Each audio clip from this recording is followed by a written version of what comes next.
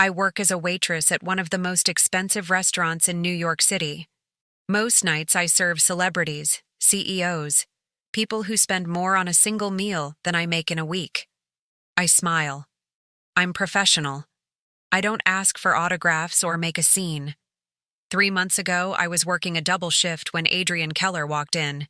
If you don't know the name, he's worth $4.2 billion, tech mogul, self-made, on every Forbes list. He requested a private table, ate alone, which was unusual for someone that famous. I was assigned to serve him.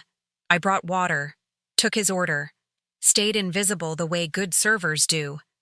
Then I saw his wrist, a small tattoo, a red rose with thorns twisted into an infinity symbol.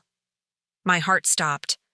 My mother has the exact same tattoo, same design, same placement, same wrist. I've asked her about it my entire life. She never explains, just says, "It's from before you were born." So I did something I'd never done with a customer. I asked a personal question. "Excuse me, sir? My mother has a tattoo exactly like yours. What does it mean?" Adrian Keller went completely still. Then he asked me my mother's name. When I said it, he dropped his wine glass. It shattered. And he looked at me like I'd just brought someone back from the dead. Before we dive in, have you ever discovered a secret about your parents' past that changed how you saw them? Share your thoughts in the comments below. And if you love stories about lost love, second chances, and how the past never really stays buried, please subscribe so you don't miss our next one. Now, let me tell you about the night a tattoo revealed a story that had been waiting 25 years to finish. I'll start with the most difficult part. My mother is dying. Breast cancer. Stage 4. Metastasized to her lymph nodes and liver. The doctors gave her a year. That was 3 months ago. She's been fighting. Chemotherapy, radiation, clinical trials. But the treatments are expensive. Even with insurance, the co-pays are crushing us. My mother, Julia, works as a housekeeper. She cleans homes in Manhattan and Brooklyn. Rich people's homes. She's done this for 24 years, my entire life. She never complains, never asks for help, just works. 6 days a week, sometimes 7. But now she can't work. She's too weak, too sick. So I work. I work double shifts at Cipriani. Breakfast and dinner, sometimes lunch if they need me. I bring home maybe $400 a night in tips if I'm lucky. It's not enough. But it's all I have. It was a Friday night in late October. Cipriani was packed, every table full. The kind of crowd you get in Manhattan. I was on my 8th hour, feet aching, smile fixed in place. Just 3 more hours until I could go home. Josh, the floor manager, pulled me aside. "Lucia, table 12, VIP. He asked for privacy and the best server we have. That's you." "Who is it?" "Adrian Keller." I knew the name. Everyone did. Tech billionaire, self-made, German immigrant who'd built a software empire from nothing. "He's eating alone?" I asked. "Apparently. He requested the private corner table. No fuss, just service." "Got it." I grabbed a water pitcher. Walked to table 12. Adrian Keller sat with his back to the wall. Mid-40s maybe. Dark blonde hair starting to go gray. Well-dressed, but not flashy. Charcoal suit. No tie. He was reading something on his phone. Looked sad. That was the word that came to mind. Sad. "Good evening, sir. My name is Lucia. I'll be taking care of you tonight. Can I start you with something to drink?" He looked up. Tired eyes. "Red wine. Whatever you recommend." "The Barolo is excellent." "That's fine." I poured water, set down bread. He barely noticed. Just stared out the window at the Manhattan skyline. Wealthy people eating alone always made me sad. You have everything, but you're sitting in an expensive restaurant by yourself on a Friday night. What's the point? I brought the wine, took his order. Filet mignon, medium rare, asparagus, simple. "Thank you," he said quietly. "Of course." I'll have that out shortly. I turned to leave. That's when I saw it. His left hand resting on the table, and on his wrist, visible as his sleeve pulled back slightly, a tattoo. Small. Delicate. A red rose with thorns twisted into the shape of an infinity symbol. My breath caught. I knew that tattoo. I've seen my mother's left wrist every single day of my life. When she cooks. When she brushes my hair as a child. When she hugs me. When she reaches for me across a table. The tattoo is always there. A red rose. Thorns forming an infinity symbol. Faded now. The red not as bright as it must have been once, but still visible. I asked her about it when I was 7. Mama, what does that mean? It's from a long time ago, Tesoro, before you were born. But what does it mean? It means love is beautiful, but it hurts and it lasts forever. Did you love someone? I love you. Someone else? She smiled sadly. Once, yes. A long time ago. My dad? What happened to him? He's gone, that's all. Now go play. She never talked about it again. Every time I asked, she'd change the subject. Eventually, I stopped asking. But I never stopped wondering. And now, here, in this restaurant, a billionaire I'd never met before had the exact same tattoo, same design, same wrist. What were the odds? I stood there frozen, staring at his wrist. He noticed. Is something wrong? I'm sorry, I shouldn't say anything. It's not professional, but I couldn't help it. This is going to sound strange, but my mother has a tattoo exactly like that. Same rose, same thorns, same wrist. Adrian Keller went completely still. His wine glass, halfway to his lips, froze in midair. What did you say? My mother. She has that exact tattoo. I've asked her about it my entire life. She never tells me what it means, just says it's from before I was born. What? His voice came out hoarse. He cleared his throat. What is your mother's name? Julia. Julia Rossi. Why, do you... The wine glass slipped from his hand. It hit the table. Shattered. Red wine spreading across the white tablecloth like blood. Julia, he whispered. I grabbed napkins, started cleaning up the wine. I'm so sorry. Let me get you another glass. How old are you? He wasn't looking at the mess.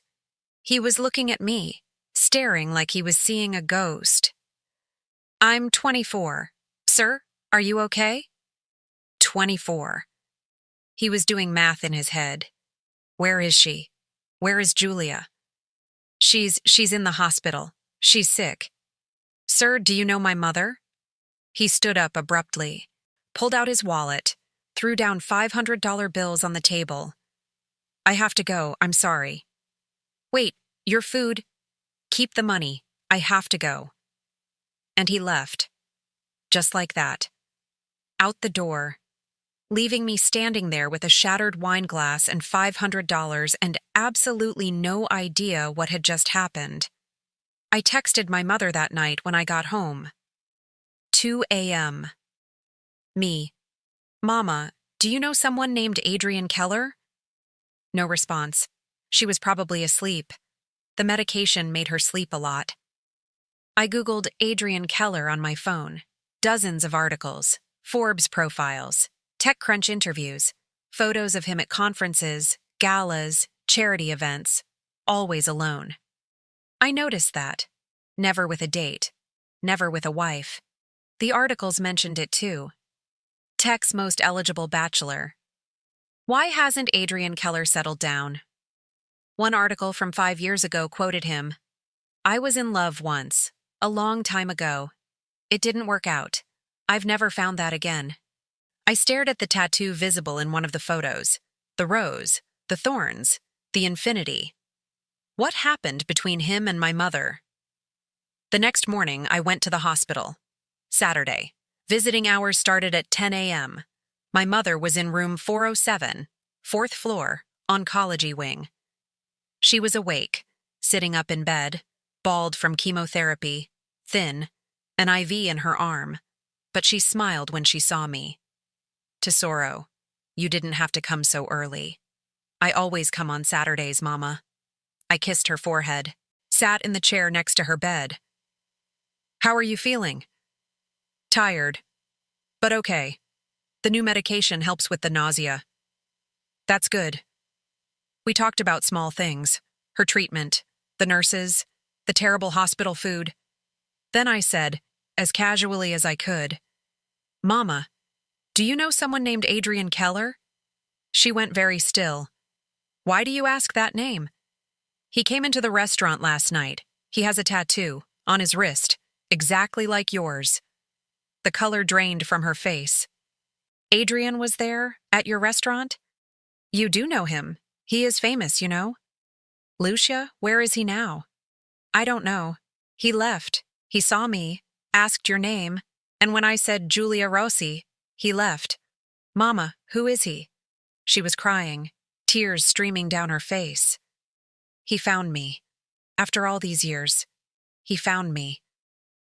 "Mama, what are you talking about?" "I knew him as Adrian Keller, but he was just Adrian then. We were in love 25 years ago, before you were born." "What happened?" "I had to leave. Go back to Italy. My Nonna was dying. I promised I'd come back in 6 months. I tried. But when I came back, he was gone. I looked for him everywhere. I thought he'd forgotten about me. Moved on." "And the tattoo?" She touched her left wrist.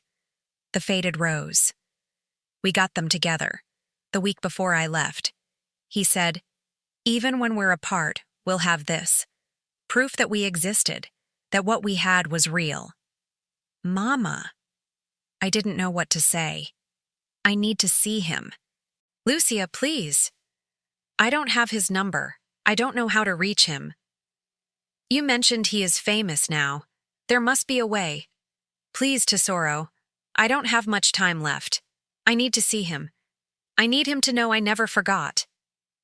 I called the restaurant, asked Josh if Adrian Keller had left any contact information. "No, but, Lucia, someone's here asking for you." "Who?" "He says his name is Thomas Beck. He's Adrian Keller's lawyer. He wants to talk to you." "I'm at the hospital." "Can he come here?" "Hold on." Muffled conversation.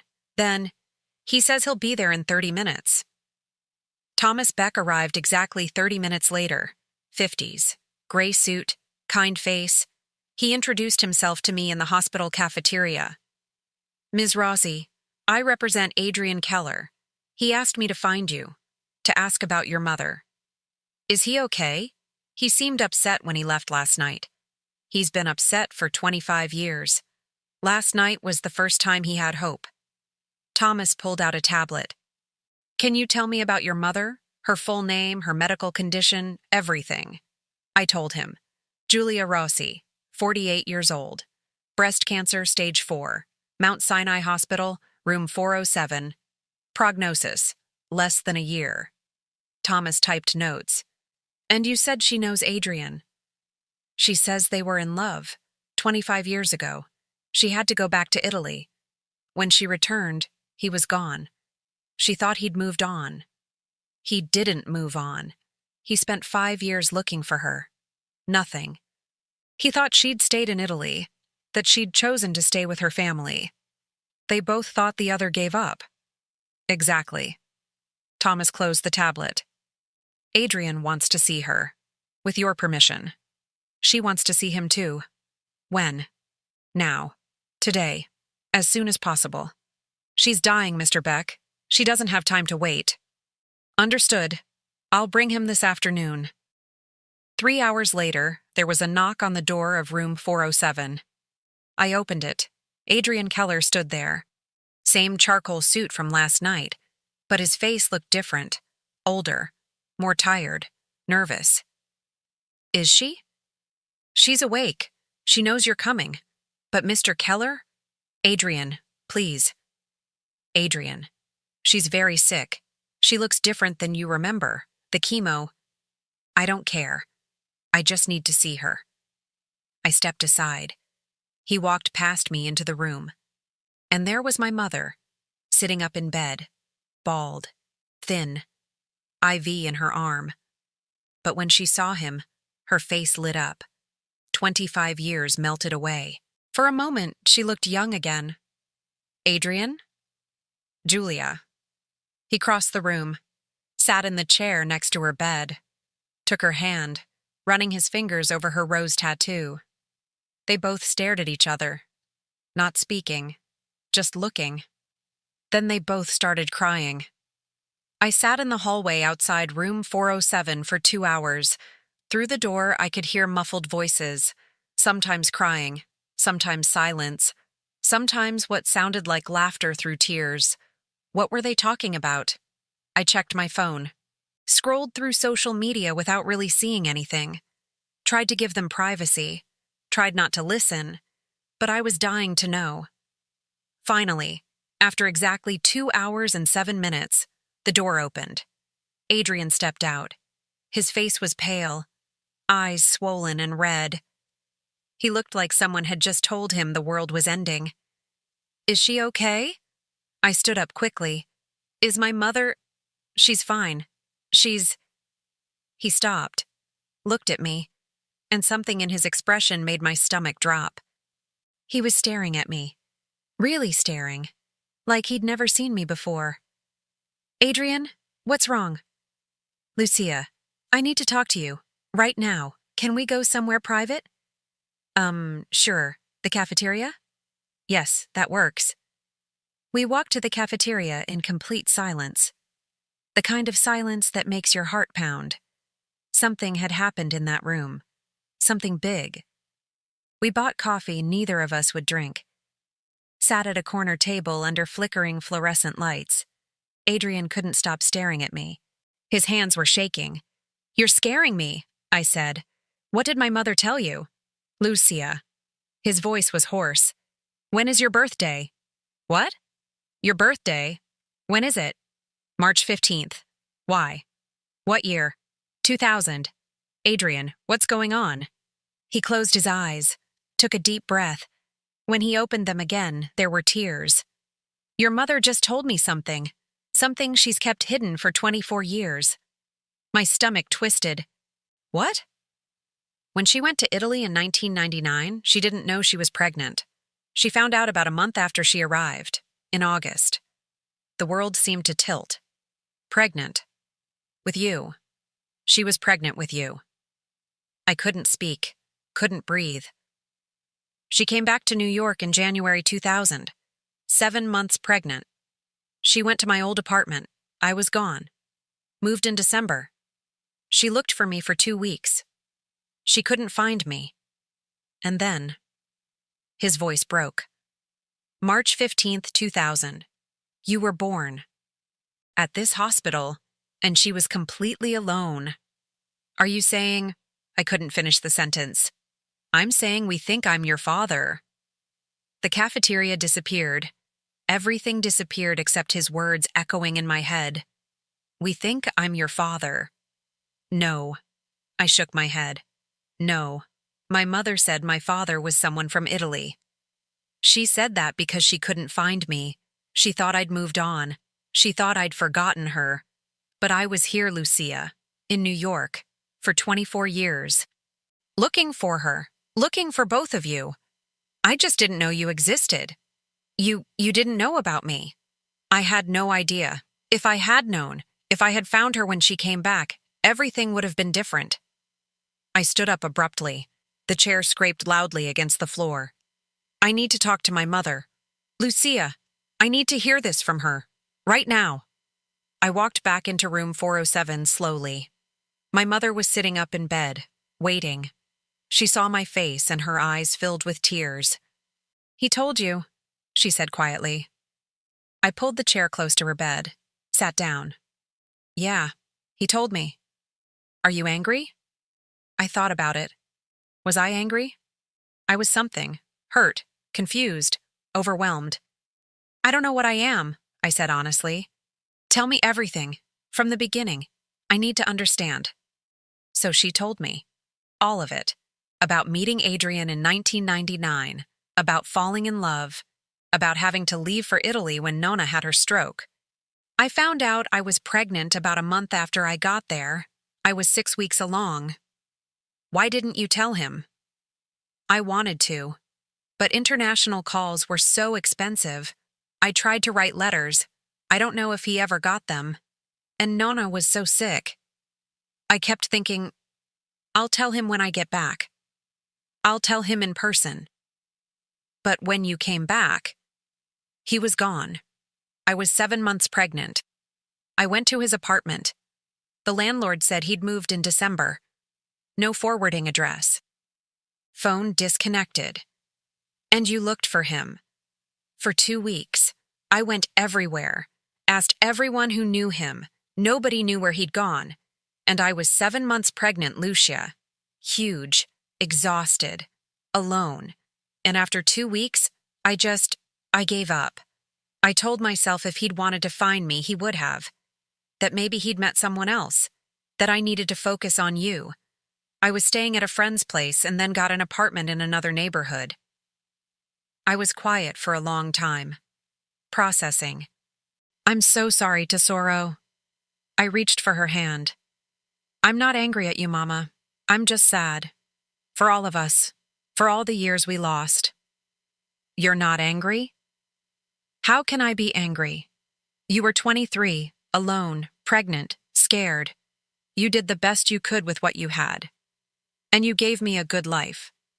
You worked yourself to the bone to give me everything I needed. I know that. But you deserved a father. And he deserved to know he had a daughter. But neither of you knew. You were both looking. You just couldn't find each other. That's not your fault. That's just cruel timing. She was crying now. I love you so much. I love you too, Mama. I squeezed her hand. I left my mother's room and went to the stairwell, not to cry, just to think.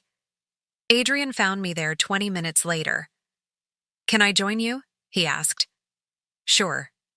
He sat down beside me. We were quiet for a while. Your mother told you everything? He asked. Yeah. And? And I understand. What happened? Why it happened. It wasn't anyone's fault. Just bad luck. Bad timing. But? I looked at him. But I'm 24 years old, and I just found out my entire origin story was wrong. The man I thought was some guy from Italy who left is actually you, who's been in New York my whole life. That's a lot to process. I know. Silence.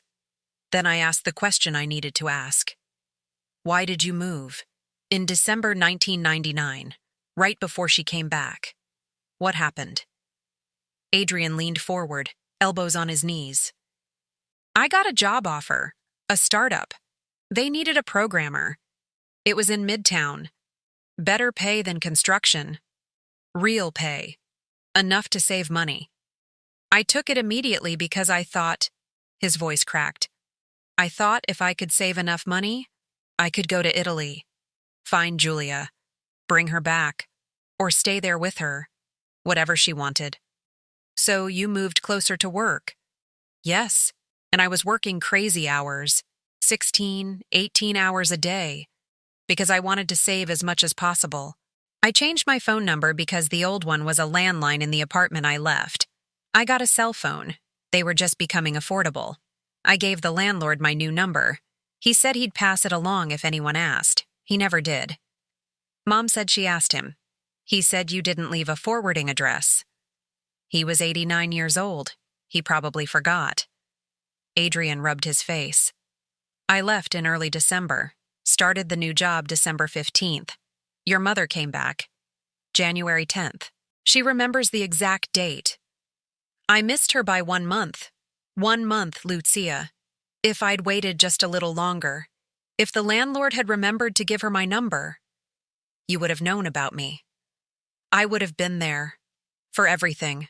The pregnancy, the birth, the first 24 years of your life. He looked at me. I was trying to build a better life. so I could give Julia everything. And instead, I missed everything. I could hear the weight in his voice. 25 years of regret.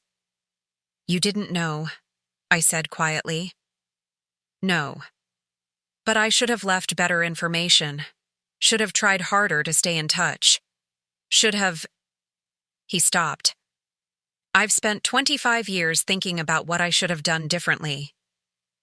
My mom spent 25 years doing the same thing. You were both trying your best. You both just missed each other. By 1 month. By 1 month. We sat in silence for a moment. So, I suppose you want to do a DNA test, to be certain. And that's fine. But Adrian, I already know. I think so too. But I need it confirmed. For legal reasons. For medical reasons. And because I need to be absolutely certain before I... He stopped. Before you what? Before I let myself believe it. Before I let myself feel it. Because if I let myself believe you're my daughter, and then the test comes back negative, I don't think I could handle that. I understood. Okay, we'll do the test. Thank you. Adrian called me on the 3rd day. The results are in. Can you meet me at the hospital? I want us all to be together. Yeah, I'll be there in 30 minutes. When I arrived, Adrian was standing outside my mother's room. He was holding an envelope. His hands were steady, but I could see the tension in his jaw. Ready? He asked. As ready as I'll ever be. We walked in together. My mother sat up straighter when she saw us. Adrian opened the envelope, read the first page silently, then looked up at me. 99.9% probability of paternity. His voice was calm, but his eyes were wet. Lucia, you're my daughter. Oh my God. Come here, Tesoro. My mother opened her arms to hug me, we both with tears in our eyes. I looked at Adrian, barely holding himself. You can come too. He seemed surprised, hesitated, but then he joined our embrace. All 3 of us crying. What happens now? I asked as we moved away. Now I fix this. As much as I can. He looked back toward the room. Toward my mother. I lost so many years. I'm not losing whatever time is left. Over the next week, things happened fast. Dr. Daniela Hill, my mother's oncologist, called me into her office. Ms. Rossi, I received a call from someone claiming to be Adrian Keller's representative. He wants to transfer your mother to a private facility.